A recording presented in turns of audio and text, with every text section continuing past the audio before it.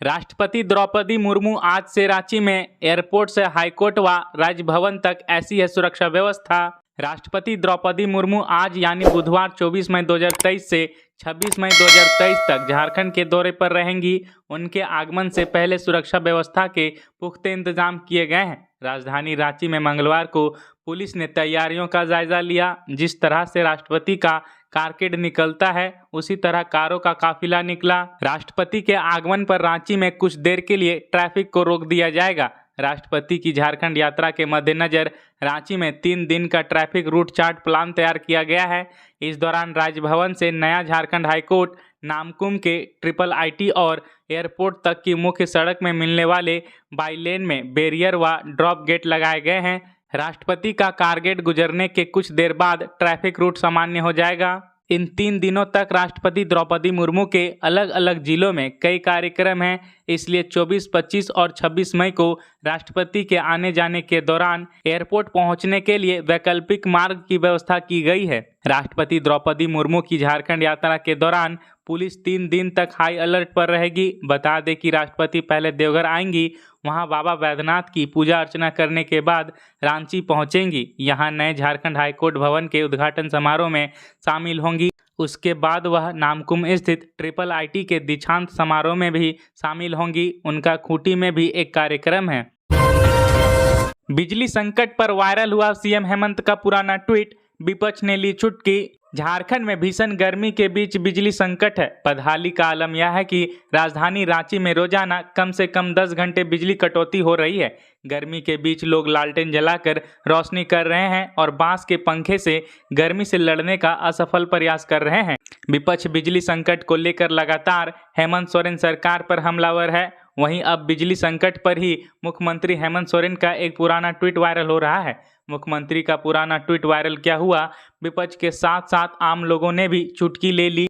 इस ट्वीट में क्या है वह तो बताएंगे, लेकिन इतना जरूर है कि मुख्यमंत्री ने यह ट्वीट तब किया था जब झारखंड में बीजेपी की सरकार थी और हेमंत सोरेन विपक्ष में थे। दरअसल पूर्ववर्ती सरकार में बिजली संकट को लेकर मुख्यमंत्री को घेरते हुए हेमंत सोरेन ने ट्वीट किया था कि झारखंड में बिजली बदहाली के लिए किसे माफी मांगनी चाहिए, राज्य के ऊर्जा मंत्री को या मुख्यमंत्री जी को, और अगर दोनों का पद एक ही के पास हो तो जानने योग्य बात यह है कि मुख्यमंत्री द्वारा कराए गए उस ट्वीट सर्वे में 94% लोगों ने कहा था कि बिजली संकट के लिए दोनों को जिम्मेदार ठहराया जाना चाहिए।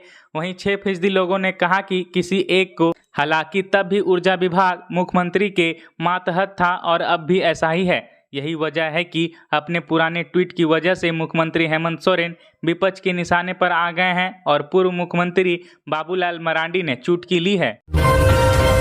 10वीं में श्रेया तो 12वीं में दिव्या बनी टॉपर। झारखंड बोर्ड की कक्षा 10वीं और 12वीं का रिजल्ट जारी कर दिया गया है। जिन छात्रों ने झारखंड बोर्ड की परीक्षा दी है वे अपना बोर्ड रिजल्ट जैक की आधिकारिक वेबसाइट jse.jharkhand.gov.in या jackresults.com से रिजल्ट देख सकते हैं। जैक 10वीं 12वीं रिजल्ट 2023 को चेक करने के लिए छात्रों को अपने रोल नंबर का प्रयोग करना होगा। झारखंड बोर्ड की परीक्षा में लड़कियां लड़कों से आगे रही हैं। 10वीं में जहां श्रेया सोनगिरी ने टॉप किया है तो वहीं 12वीं की परीक्षा में दिव्या कुमारी टॉपर बनी है। स्कूली शिक्षा सचिव रवि कुमार ने रिजल्ट की घोषणा की, जिसके बाद मार्कशीट चेक करने का लिंक ऑफिशियल वेबसाइट के होम पेज पर लाइव हो गया है। इन परीक्षाओं में टॉप करने वालों को इनाम के रूप में 3 लाख रुपए, 1 लैपटॉप और 1 मोबाइल मिलेगा। वहीं सेकेंड टॉपर को 2 लाख और तीसरे टॉपर को 1 लाख के साथ लैपटॉप व मोबाइल मिलेगा। मैट्रिक और इंटर साइंस में पास विद्यार्थियों को सीएम ने दी बधाई। मैट्रिक और इंटर साइंस में पास करने वाले विद्यार्थियों को मुख्यमंत्री हेमंत सोरेन ने बधाई दी है। ट्वीट करके श्री सोरेन ने कहा कि Jharkhand academic council JAC board matric और इंटर साइंस परीक्षा में उत्तीर्ण होने वाले सभी छात्र छात्राओं को अनेकों अनेक बधाई, शुभकामनाएं और जोहार। आप सभी नित नई ऊंचाइयों को छुएं, यही कामना करता हूं। इस अवसर पर सभी अभिभावकों एवं शिक्षकों को भी हार्दिक बधाई देता हूं। खबरों में आगे बढ़ने से पहले यदि आप हमारे न्यूज चैनल को सब्सक्राइब नहीं किए हैं तो प्लीज सब्सक्राइब करके बेल आइकन को प्रेस कर दें ताकि रेगुलर अपडेट आप तक पहुंचती रहे। तो चलिए बढ़ते हैं आगे खबरों की ओर।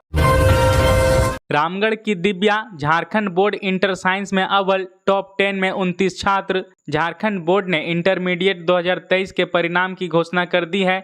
अभी 10वीं के साथ इंटर साइंस के रिजल्ट की घोषणा हुई है। आर्ट्स और कॉमर्स के रिजल्ट की घोषणा जल्द ही की जाएगी। इस साल इंटर साइंस में 81.45% छात्रों ने पास किया है। इस साल Ramgarh GM plus high school की छात्रा दिव्या कुमारी ने 98% के साथ इंटर साइंस में टॉप किया है। इसके अलावा 29 छात्र हैं जो टॉप 10 में शामिल हैं। दिव्या कुमारी ने पूरे राज्य में पहला रैंक प्राप्त किया है। उसके बाद रैंक 2 में भी एक छात्रा है। वहीं रैंक 3 में 2 स्टूडेंट्स, रैंक 4 में 3, रैंक 5 में 2, रैंक 6 में 6, रैंक 7 में 4, रैंक 8 में 4, रैंक 9 में 3 और रैंक 10 में भी 3 स्टूडेंट शामिल हैं। 29 टॉप 10 छात्रों में अकेले उर्सू लाइन इंटर कॉलेज रांची के 7 छात्र शामिल हैं। वहीं 5 छात्र इंटर साइंस कॉलेज हजारीबाग के हैं। 2 टॉपर संत जेवियर कॉलेज रांची से हैं। वहीं अलग अलग जिलों के भी कुछ कॉलेज के एक एक छात्र टॉप 10 की लिस्ट में हैं। मैट्रिक के टॉप 10 में 3 आदिवासी, जनरल व BC1 कैटेगरी के 22 स्टूडेंट्स।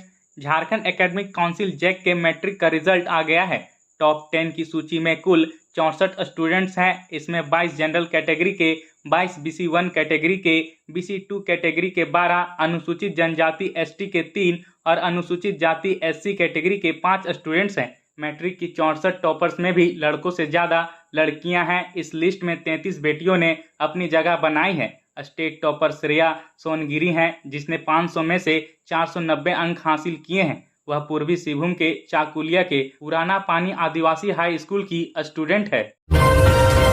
UPSC टॉपर इशिता किशोर जब भी आती थी ननिहाल, गुमला में 10-12 घंटे करती थी पढ़ाई। UPSC टॉपर इशिता किशोर का गुमला से खास नाता रहा है। उनके नाना बनबीर प्रसाद का घर गुमला शहर में है। गुमला से इशिता का काफ़ी लगाव रहा है। गुमला शहर के थाना रोड निवासी अधिवक्ता शैलेश कुमार की भगिनी इशिता किशोर ने UPSC में प्रथम प्रयास में ही सफलता हासिल की है। उन्होंने बताया कि इशिता जब भी गुमला आती थी तो वह 10 से 12 घंटे पढ़ाई किया करती थी। इशिता के मामा अधिवक्ता शैलेश कुमार ने कहा कि इशिता किशोर को बचपन से ही पढ़ाई में रुचि थी। वह स्कूल हो या फिर कॉलेज की पढ़ाई कभी भी सेकेंड नहीं आई है, हमेशा टॉप की है और हर साल स्कूल कॉलेज से मेडल हासिल करती थी। इशिता दिल्ली स्थित ग्रेटर नोएडा में अपने घर में रहकर UPSC की तैयारी की और सफलता प्राप्त की है। वह विंग कमांडर स्वर्गीय संजय किशोर की पुत्री है।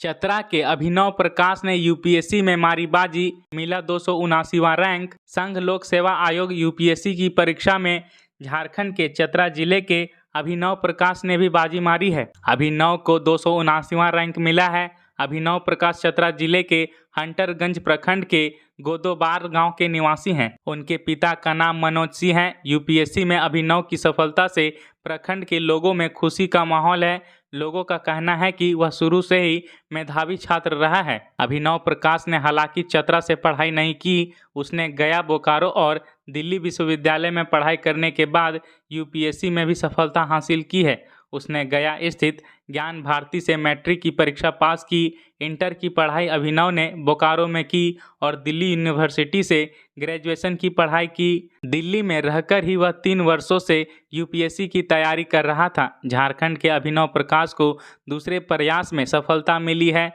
उसकी सफलता से पूरे परिवार और आसपास के लोगों में खुशी की लहर है। घर वालों के साथ साथ गांव के लोग भी एक दूसरे को मिठाई खिला रहे हैं। अभिनव के पिता मनोज सिंह एक साधारण किसान हैं। अभिनव की सफलता पर राजनीतिक दलों के नेताओं के साथ साथ पंचायत के मुखिया, जिला परिषद सदस्य और अन्य लोगों ने प्रसन्नता जाहिर की है। इन सभी ने अभिनव के माता पिता को उनके बेटे की सफलता पर बधाई दी है।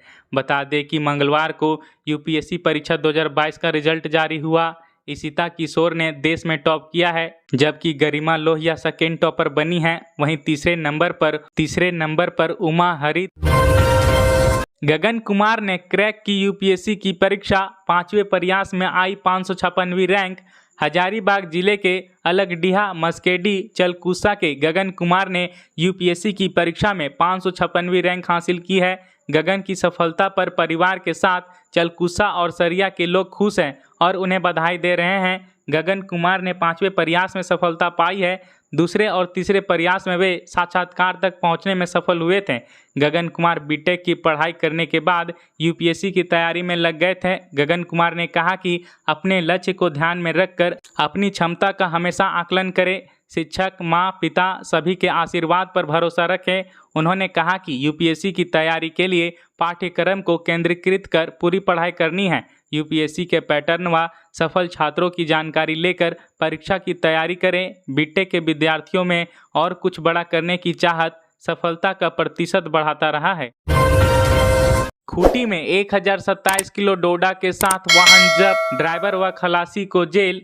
खूंटी जिले के साइको थाना क्षेत्र के रूताडीह के पास मालवाहक वाहन से डोडा जब्त किया गया है। वाहन में 54 बोरा में कुल 1027 किलो डोडा लदा हुआ था। पुलिस ने डोडा सहित वाहन को जब्त कर लिया है। वाहन के चालक बेला हाथी निवासी अंकित कुमार महतो और उप चालक खूंटी के संतोष प्रसाद साहू को गिरफ्तार कर लिया है।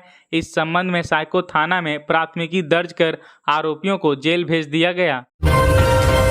थाना प्रभारी की बढ़ सकती है मुश्किलें, विधायक की पत्नी ने थाना प्रभारी के विरुद्ध एनसीएससी में की शिकायत। भाजपा विधायक समरी लाल की पत्नी अनीता देवी ने नई दिल्ली स्थित राष्ट्रीय अनुसूचित जाति आयोग में कांके के थानेदार आभास कुमार के खिलाफ दुर्व्यवहार और जाति सूचक टिप्पणी करने की शिकायत की है। उन्होंने आरोप लगाया है कि बीते 10 मई को वे राजस्थान के झुंझुनू स्थित उप स्वास्थ्य केंद्र में कार्य कर रही थी। इस बीच रांची के कांके थानेदार वहां स्थानीय पुलिस के साथ पहुंचे। उन्होंने अनीता से पूछा कि वह समरी लाल की पत्नी है या नहीं। उस वक्त वहां चिकित्सक, नर्स और स्वास्थ्य कर्मियों के अलावा मरीज भी मौजूद थे। उन्होंने थानेदार पर आरोप लगाया है कि सबके सामने कांके थानेदार ने उनसे कहा कि उनके पति समरी लाल रांची में रखेल रखे हैं और उनकी 2-3 नाजायज संतानें भी हैं। उनके अनुसार बेहद ही आपत्तिजनक और जाति सूचक टिप्पणी करते हुए थानेदार ने कहा कि तुम्हारी जाति में तो यह आम बात है। यही नहीं, थानेदार ने अनीता को समरी लाल की दूसरी पत्नी तक करार दे दिया। थानेदार ने उन पर समरी लाल के राजस्थान के होने की बात कहने का भी दबाव बनाया। अनीता ने उन्हें बताया कि उसकी शादी रांची में हुई थी। उन्होंने आयोग से मामले में कांके थानेदार समेत अन्य पुलिसकर्मियों पर कानूनी कार्रवाई करने का आग्रह किया है। अलपुझा और बेंगलुरु जाने वाली ट्रेनों के मार्ग बदले, झारखंड से दक्षिण भारत की यात्रा करने वाले लोगों के लिए जरूरी खबर। अगर आप ट्रेन से बेंगलुरु या अलपुझा जा रहे हैं या जाने की योजना बना रहे हैं तो यह खबर आपके काम की है। रांची या हटिया से बेंगलुरु और धनबाद से अलपुझा जाने वाली ट्रेनों के मार्ग बदल गए हैं। ये ट्रेनें नए रूट से चलेंगी। अगर आप सीधे बेंगलुरु या अलपुझा जा रहे हैं तो आपकी यात्रा पर कोई असर नहीं पड़ेगा, लेकिन अगर आपको बीच में कहीं उतरना है तो पहले जान लें कि यह ट्रेन उस रास्ते से जाएगी या नहीं। आपको जहां जाना है उस स्टेशन पर ट्रेन रुकेगी या नहीं। ट्रेन के रूट में बदलाव की जानकारी दक्षिण पूर्व रेलवे रांची मंडल की ओर से दी गई है। रांची मंडल के मुख्य जनसंपर्क पदाधिकारी निशिकांत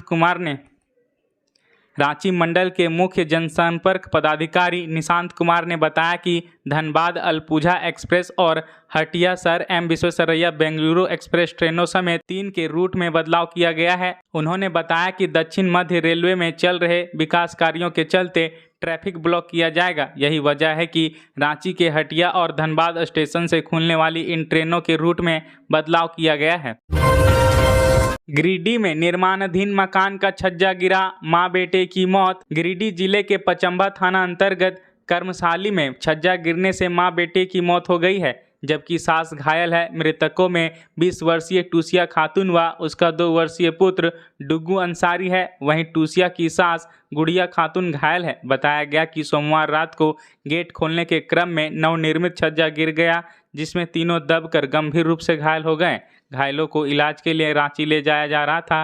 रांची अस्पताल पहुंचने से पहले मां बेटे की मौत हो गई। मंगलवार को शव घर लाया गया है। फिलहाल पुलिस को सूचना नहीं दी गई है। गिरिडीह में ग्रामीणों ने मवेशी चोरी के आरोप में युवक की जमकर की पिटाई, पुलिस ने लिया हिरासत में। गिरिडीह के मुफस्सिल थाना क्षेत्र में ग्रामीणों ने मवेशी चोरी के आरोप में युवक की जमकर पिटाई कर दी। मामला जसपुर के चुंगलो गांव का है। जानकारी के मुताबिक देर रात करीब 1:30 बजे आधा दर्जन से ज़्यादा युवक स्कॉर्पियो वाहन से जसपुर पहुंचे और मवेशी लेकर भागने लगे। सभी अपराधी हथियार के साथ गांव पहुंचे थे। इधर जैसे ही इसकी भनक ग्रामीणों को मिली, लोग मौके पर पहुंचकर वाहन को चारों ओर से घेर लिया। ग्रामीणों की भीड़ को देखकर चोर घबरा गए और स्कॉर्पियो छोड़ वहां से भागने लगे। इधर जैसे ही इसकी भनक ग्रामीणों को मिली, लोग मौके पर पहुंचकर वाहन को चारों ओर से घेर लिया। ग्रामीणों की भीड़ को देखकर चोर घबरा गए और स्कॉर्पियो छोड़ वहां से भागने लगे। इसी क्रम में एक युवक ग्रामीणों के हत्थे चढ़ गया। इसके बाद गांव के लोगों ने मिलकर उसकी जमकर पिटाई कर दी। इसके बाद स्कॉर्पियो वाहन को भी क्षतिग्रस्त कर दिया। घटना की जानकारी मिलने के बाद पुलिस अहले सुबह गांव पहुंची और आरोपी युवक को भीड़ की चुंगल से आज़ाद कराकर उसे हिरासत में ले लिया। फिलहाल पुलिस मामले की जांच कर रही है। बताया जाता है कि आरोपी युवक जामताड़ा जिले के नारायणपुर गांव का रहने वाला है। भतीजे के इक्स में पड़ी चाची, विरोध पर कपल ने खाया जहर, हालत गंभीर। सरवा थाना क्षेत्र के बधनी गांव में चाची भतीजा के अवैध संबंध को लेकर रविवार को बुलाए गए पंचायत में दोनों ने जहरीला पदार्थ खा लिया। जानकारी के अनुसार पंचायत में चाची भतीजा के अवैध संबंध को लेकर अलग होने को कहा गया, लेकिन दोनों मानने को तैयार नहीं हुए।